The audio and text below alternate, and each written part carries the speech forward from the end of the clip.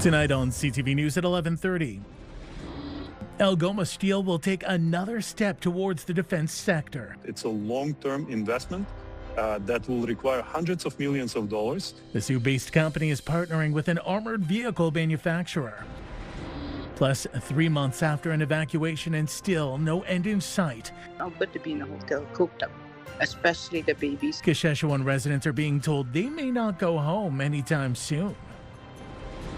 And information tonight on an arsenic issue in Sudbury. I hope the engineers have done the studies, make sure they've got enough material. Provincial officials offer residents an update on the rehab to Long Lake. CTV News at 11:30 with Ian Campbell and Rick Wyman with weather. Good evening. Thanks for staying up with us. An early morning crash has killed 2 people between Sudbury and Parry Sound. OPP say a 2-vehicle collision happened around 7 this morning on Highway 69 near Britt. Highway 400 northbound at Highway 124 and Highway 69 southbound at Highway 522 were closed for several hours while police investigated. The roads later reopened. The North Bay Parry Sound District Health Unit says it's seeing more than a dozen overdoses in the past week. Public Health confirming 13 overdoses, including 3 deaths between March 30th and April 4th. 5 of the survivors received at least 1 dose of naloxone. Health units across the north have issued warnings in the last few months about tainted naloxone-resistant drugs circulating. A new partnership will see Algoma Steel venture further into the defense industry. The Sioux steelmaker is joining forces with Rochelle, a Brampton-based manufacturer of armored vehicles. CTV's Corey Nordstrom reports. The Sioux's Algoma Steel has entered into a partnership with Canadian defense manufacturer Rochelle. The joint venture, dubbed Rochelle Algoma Defense, aims to produce ballistic steel defense solutions for Canada and its allies. It's not a one-time effort. It's a long-term investment that will require hundreds of millions of dollars. But at the end, we will have a unique industrial base that will support all of these efforts. Algoma Steel CEO Rajat Marwa says, quote, "This partnership with Rochelle puts our production capabilities, our workforce, and our Sault Ste. Marie facilities directly in service of Canada's national security. Buy Canadian isn't just a policy for us, it's a strategy and a commitment to hundreds of good jobs," end quote. The partners will look to produce light utility vehicles and components for the domestic Arctic mobility enhancement program, such as ships and submarines. We see that some of the programs like the DAME and the LOVE programs that took so many years to be finalized, we can see now the progress, and we want to be able to support them and to start delivering the products not in 10 years, but in 2026. And now the ball will be on the government side to give the preference and priority to Canadian companies and not to foreign companies that will build it elsewhere. Shimonov believes that the 2 Canadian companies working together will prove to the government that they are the best option for defense contracts at home, adding that this will grow their ability to service foreign markets as well. Corey Nordstrom, CTV News, Sault Ste. Marie. A Sudbury company is looking to expand its downtown operation, but will have to jump through a few city planning hoops to do it. Mindwise Technology Limited uses a former French school on Mackenzie Street. According to a staff report, the company wants site-specific exception to allow the building to be used for light industrial operations to manufacture mining products. Letters were sent to landowners within 120 meters of the site, informing them of the proposal. The city will hear the plan April 13th. 3 months after a water crisis forced them from their homes, residents of Saskatchewan First Nation are being told they won't be going back anytime soon. CTV's Amanda Hicks reports. We don't belong here. We belong back home. Rebecca Friday and her family have been living in hotels since January 4th. That is when a state of emergency was declared in Saskatchewan First Nation. The First Nation says the return home has been pushed to mid-June. It's not good to be in a hotel cooped up, especially the babies and the toddlers and the teenagers, whoever, right? It affects us physically, emotionally, even spiritually, because we are spiritual people. Officials with the First Nations say numerous factors have led to the delay, particularly the presence of the parasite Cryptosporidium in the water. It's a little bit of everything, like the lead time for parts and kind of the work that's needed on the ground takes a lot more time right now. We're looking for mainline valves, and it's the middle of winter and it's not spring yet in our area, and it's just hard to dig frozen ground to find those mainline valves. Wesley says the community, while frustrated, is attempting to maintain a sense of normalcy. He says students have been attending classes at host sites set up in hotels, but adds the overall cost of the emergency is becoming impossible to ignore. Indirect and directly from the situation, but numerous causes, but it's just, I think we've lost 10 people since the start of the evacuation, and having to bury your community members in this kind of environment in this emergency has been quite difficult for our community. The First Nation says it is seeking support from all levels of government to find a long-term solution. Friday says she just wants a positive future for Saskatchewan's youth, where we can raise our kids in a good environment where it doesn't have to be a lot of water, like walking around in swampy area. That's what I like to see, my vision, to see that we can have a safe place to live in. Amanda Hicks, CTV News, Sudbury. CTV News did reach out to Indigenous Services Canada for a comment, but we did not receive a statement by our deadline. A new hotel is coming to North Bay. Eastview Development Limited announcing today the construction of a 98-room Hyatt Studio hotel. Hyatt Studios are more like apartment suites intended for longer stays. The new hotel will go up at Gormanville and Eloy Roads. No timeline for construction has been released, but the company says that will be shared in the near future. The Canadian Ecology Centre near the town of Mattawa has been closed since June 21st. Last year, after a powerful storm at Samuel de Champlain Provincial Park. CTV's Madison Merrier has more on the story. The Canadian Ecology Centre is facing a $300,000 deficit as it prepares to reopen on May 8th, alongside camping at Samuel de Champlain Provincial Park. It's a common misconception that the Canadian Ecology Centre, we're not the government. We receive no operating subsidies from any form of government. We are a nonprofit, and it's been a long time without people coming into the park and to the Canadian Ecology Centre. The nonprofit has accrued costs that have added up beyond its contingency during its 280-day closure, prompting the Canadian Ecology Centre Fund to begin. Apart from the physical challenge, I mean, the park is everything to the Canadian Ecology Centre as far as the setting. And so that'll be challenging in itself. But right now we are facing a financial challenge, to be sure, because we need that revenue. We've got debts to pay. We held back a lot of down payments before the storm based on the summer of 2025. So we've got to dig ourselves out of this financial hole. The 9th annual Earth Day book talk will be the first of several fundraisers. It's gratifying to know that, you know, the community is stepping up. Not only do we have our own fundraisers, but we have individual efforts in the community stepping up. There's going to be a reptile camp fundraiser. There's another group forming a session with a bunch of community bands as a fundraiser, and there's others, I think, in the works that people want to do. The Provincial Parks Museum, some hiking trails, and more are open, but the west side of the park, including Jingwakoke Campground, remains closed as repairs are ongoing. Madison Merrier, CTV News, Sudbury. A small group of residents gathered at Fielding Park in Sudbury tonight to hear more from the province about the Long Lake Gold Mine Rehabilitation Project. In its material, the Ministry of Energy and Mines maintains the property remains a priority for them. It goes on to say rehabilitation will proceed once the design is finalized. The required regulatory approvals are in place and safety improvements to the access road are complete. Some experts and critics say they have their concerns.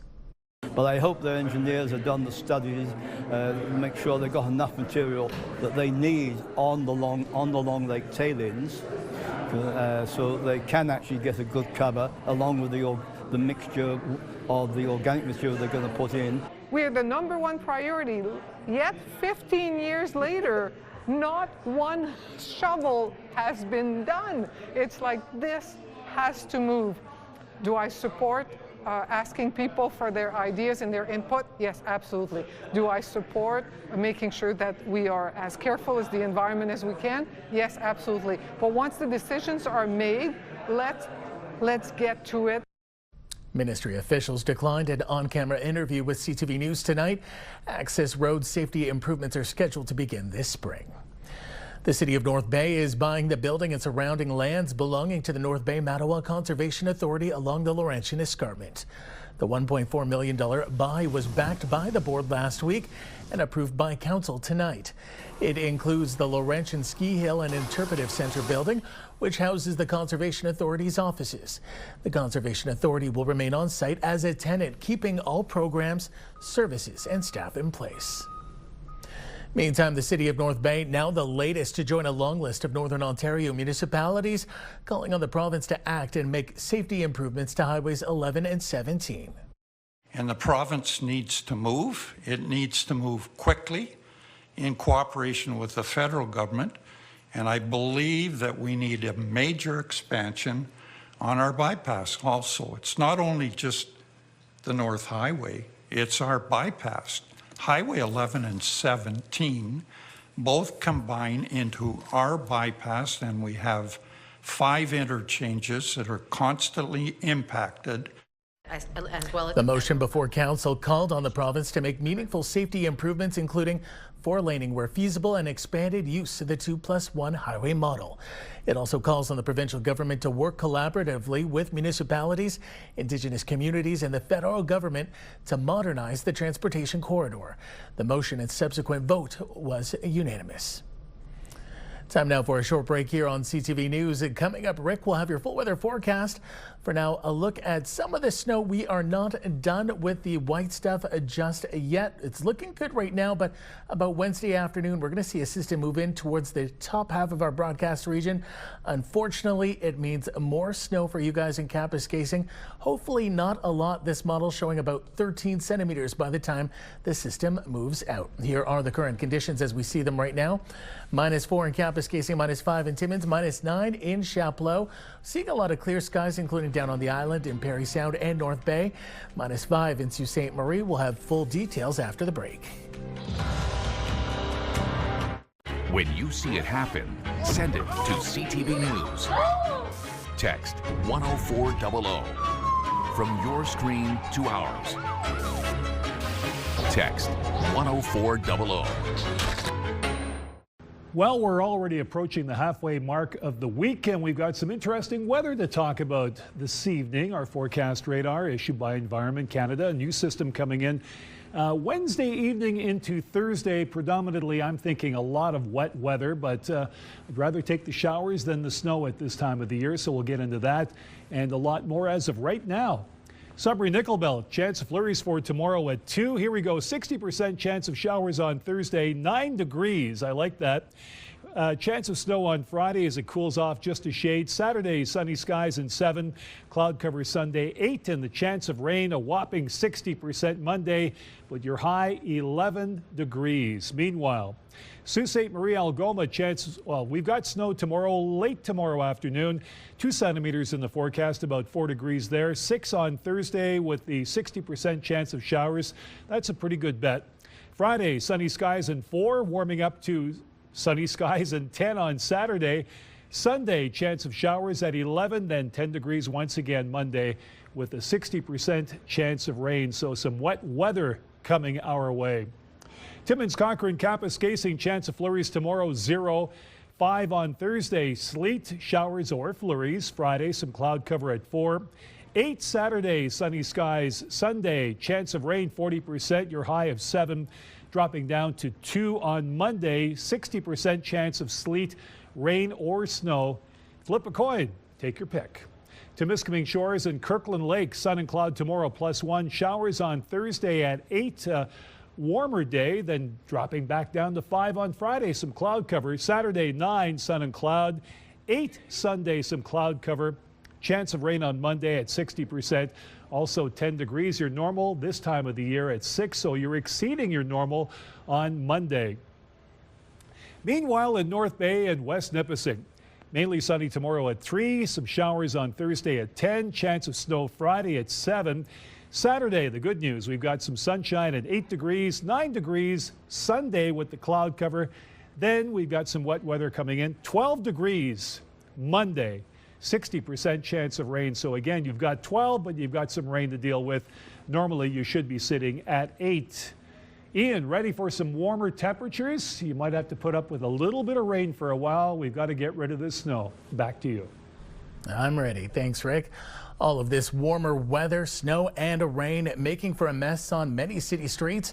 This was the scene earlier down on Caruso Street in the greater Sudbury community of Coniston.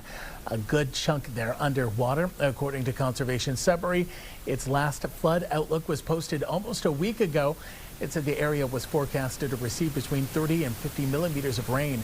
The ground, however, still frozen and the existing snowpack had little ability to absorb moisture. It adds ponding on streets was possible. A rally tonight in downtown Toronto just around the same time U.S. President Donald Trump announced a 2-week ceasefire in the Middle East had been reached. CTV's John Woodward has more. Long live Iran! A crowd of defenders of the Iranian regime gathered at the U.S. consulate in Toronto Tuesday night as President Donald Trump's 8 p.m. deadline neared. Trump has come out and said that he wants to wipe out their civilization. So obviously, I'm against that. Trump posted Tuesday morning, if Iran doesn't open the strategic Strait of Hormuz to oil tankers, a whole civilization will die tonight, never to be brought back again. A major escalation of the American and Israeli bombing campaign that began in late February, and the world held its breath. I couldn't imagine that at 8 p.m. there was going to be such a massive attack that it would wipe Iran off the map, as President Trump threatened. But that's what he said, and he's got the power to do that. With only about 2 hours to go before the deadline, Trump backed down, saying a 10-point plan from Iran was a workable basis on which to negotiate. Supporters of Iran's crown prince in exile are worried those 2 weeks will give the regime time to regroup. Reinstating this fact that the regime itself is worse than any kind of attack. So that's the most important thing. People here say it's not clear whether to trust the 2-week ceasefire. Everybody, even American people, my American friends are also confused that Mr. Trump is keep changing the statements all the time. Others say Trump's threats against civilian infrastructure and even genocide is undermining U.S. leadership of the free world. All these actions are against the rules of war, against the rules of engagement. So what the U.S. is doing is illegal. As tomorrow may bring a fresh social media post that upends expectations of the war again. In other major news, after traveling deeper into space than any humans before, the Artemis 2 astronauts are heading home, wrapping up a cruise that revealed unseen views from the far side of the moon. Emotionally, a lot of us have connected with the images of Earth, with the images from during the eclipse, with the images from the vehicle cameras taking pictures of the moon during the eclipse period. And while they are inspirational and I think allow all of us to, really feel a little bit of what they were feeling, there's also a lot of science hidden, inside of those images. The crew, that includes Canadian Jeremy Hansen, captured and sent back these stunning images taken during their historic lunar flyby. The Orion space capsule is now out of the moon's sphere of influence and returning to Earth's gravitational pull. The 4 astronauts are expected to splash down off the coast of San Diego on Friday evening. A U.S. Navy warship has been deployed to recover the crew. A heartwarming moment for the Artemis 2 crew inside their capsule today.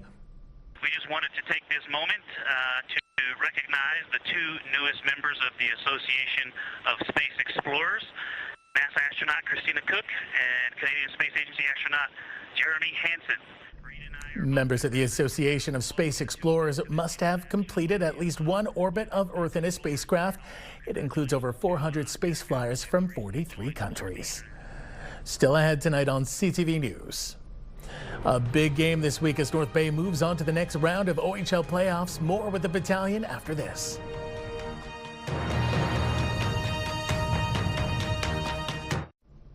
The second round of the OHL playoffs will continue for two northern teams. The Sault Greyhounds and North Bay Battalion are now preparing for conference semifinals against the top seeds in the East and West. CTV's Eric Tasher has more tonight with the troops. After an emotional and energy-draining first-round series victory over the Peterborough Petes, the North Bay Battalion are focused on the road ahead. Within our room, we know what we can do as a team, so we definitely are holding ourselves accountable. The troops faced adversity against the Petes and remain unfazed at a daunting task, stopping the Brantford Bulldogs' high-powered offense. Hard series. That's a great team over there. We're just going to do the best best we can, try and be successful. It's the cliche stuff, but it's blocking shots at the right time. It's winning our 50-50 puck battles. It's having the puck as much as we can in their zone. There's so many fundamental things that we're going to have to stress in this series. And to find success, Oulahan says the team will have to be very disciplined and goaltending is going to have to be above average. Jack Lisson was stellar against the Petes in the first round and was named the OHL's goalie of the week. 1 minute you're sitting on the bench for a couple hours at a time, and the next thing you know you're playing overtime for a big win there on home ice. It's tough. It's competitive. It's tight checking everything. The atmospheres in the buildings are unbelievable. You can feel it from them even before O Canada. The troops get their series underway tomorrow night in Brantford. Meanwhile, Sault Ste. Marie has to wait until Friday for its first game. The Greyhounds will be in Kitchener to face off against the Rangers after they eliminated the London Knights in 5 games. Eric Tashner, CTV News, North Bay. Still with hockey, heading over to the Northern Ontario Junior Hockey League, where semifinals are still underway, but not for much longer. The Sudbury Cubs sealing the deal tonight in their series against the Sault Michigan Eagles south of the border. Noah Abaflan with the goal in OT tonight, helping Sudbury secure a 4-3 win, allowing the Cubs to sweep the Eagles in 4. That means they are once again returning to the finals. They'll be facing either Hearst or Timmins. Today was a Green Shirt Day, a national campaign rooted in the legacy of a junior hockey player killed 8 years ago in the Humboldt Broncos crash.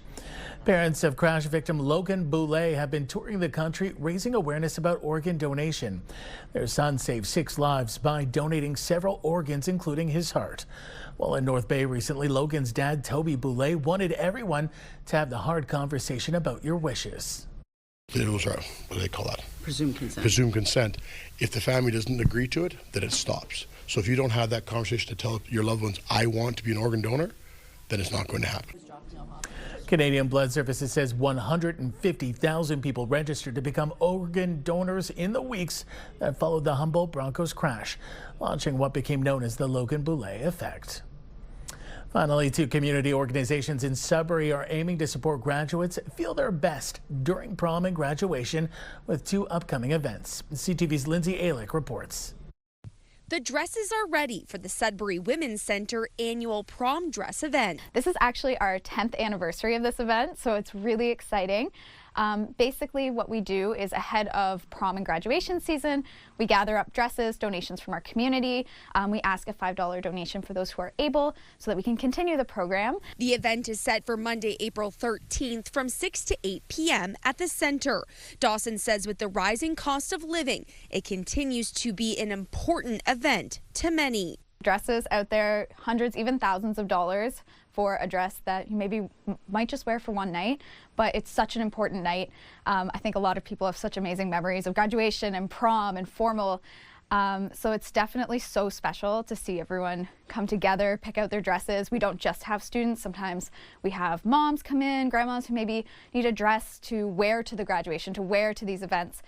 So it's really cool. The Women's Center are dealing with prom dresses and grad dresses for the girls, but there's also a need for boys in the community to be able to have access to everything they need for graduation. So we are hosting it for just boys, grade 8 and grade 12 graduation. Closet Share in Sudbury will be hosting a similar event called Suit Up for Grad on April 18th from 1 to 4 p.m. This is the second year for the event and follows a devastating flood that that closed the organization for 3 weeks. We have had many setbacks in the past year. It's been one of the hardest years I've ever experienced anything in my life. It's been a roller coaster to say the least, but we just keep taking those steps forward. Closet Share in the Sudbury Women's Center continue to ask for donations ahead of the events. You can see a full list of business hours for both organizations on our website. Lindsay Alick, CTV News, Sudbury. That takes us to the end of our newscast this Tuesday night. For the latest news anytime, remember you can head to our website, ctvnewsnorthernontario.ca. You can also download our CTV News app. Thanks for watching. Good night.